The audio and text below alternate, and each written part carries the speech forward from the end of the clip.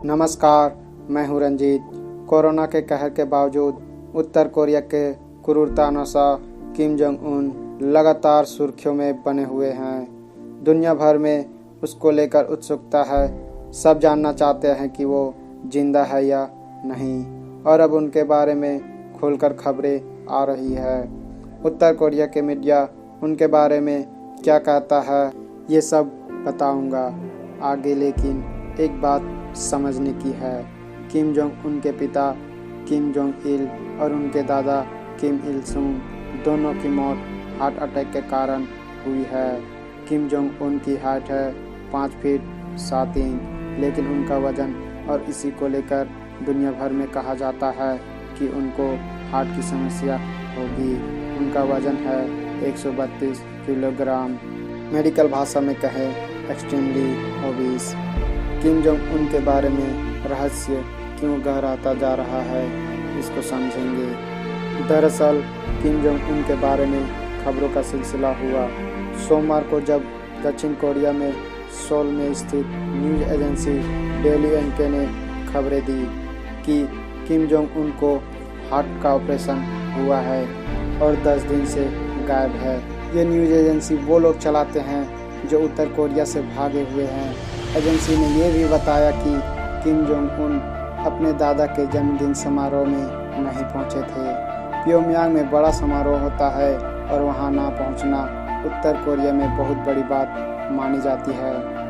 अब जो जानकारी आई है वो एक चीनी पत्रकारी के हवाले से आई है, श्री जियांग जिंग हो, जिन्होंने बताया कि एक बहुत पुख्ता सूत्र से बात कर उन्हें पता चला कि किम जोंग उन अब जिंदा नहीं है। श्री जियांग के वेबो में, जो चीनी का ट्विटर है, करीब 1.5 करोड़ फॉलोअर्स है। बताया है कि चीनी की राजधानी बीजिंग में उनके बहुत अच्छे संपर्क भी है, तो ये खबर एक तरह से महत्वपूर्ण हो जाती है।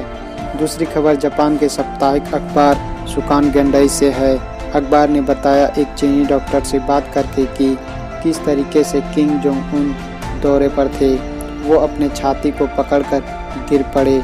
जब उन्हें अस्पताल ले जाया गया तो पाया कि उनको दिल के दौरा पड़ा है। उनके हार्ट स्टेंट लगाने की कोशिश हुई, और जो ये डॉक्टर कोशिश कर रहा था उसके हाथ इतने काँप रहे थे कि वो स्टेंट ठीक से नहीं लगा पाया। और किम जोंग उन अब एक वेजिटेटिव स्टेट में है, यानी कोमा में है, यानी ब्रेन डेड है।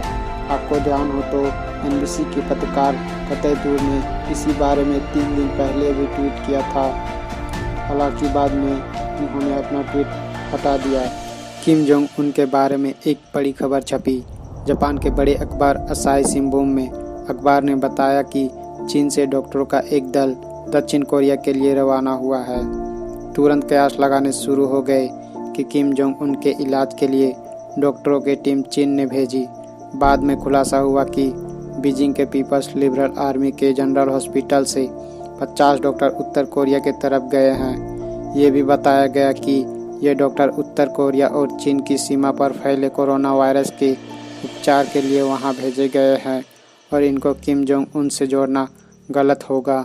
किम जोंग उन के लिए इतनी बड़ी डॉक्टरों की टीम ना भेजी जाती। दरअसल उत्तर कोरिया में हर चीज़ इतनी गुप्त रहती है कि इशारों को पढ़ना पड़ता है। अखबार ने एक और खबर दी कि हाल में, यानी 3 दिन पहले, रूस के राजदूत ने बीजिंग में उत्तर कोरिया के राजदूत को फूल भेजे, तो लोगों ने हिसाब लगाया कि ये किम जोंग के उपचार की कामना के फूल हैं। लेकिन फिर उत्तर कोरिया के वर्कर्स पार्टी के अखबार ने इस पर सफाई दी और कहा, दरअसल में ये फूल किम जोंग उन की रूस यात्रा के वर्षगांठ के मौके पर भेजे गए। उत्तर कोरिया के मीडिया को देखे तो हफ्ते भर किम जोंग उन की कोई न कोई खबर सुनाई देती रही, दिखाई देती रही। बताया गया कि उन्होंने संदेश भेजे हैं सीरिया के राष्ट्रपति को, क्यूबा के राष्ट्रपति को, रूस की कम्युनिस्ट पार्टी को।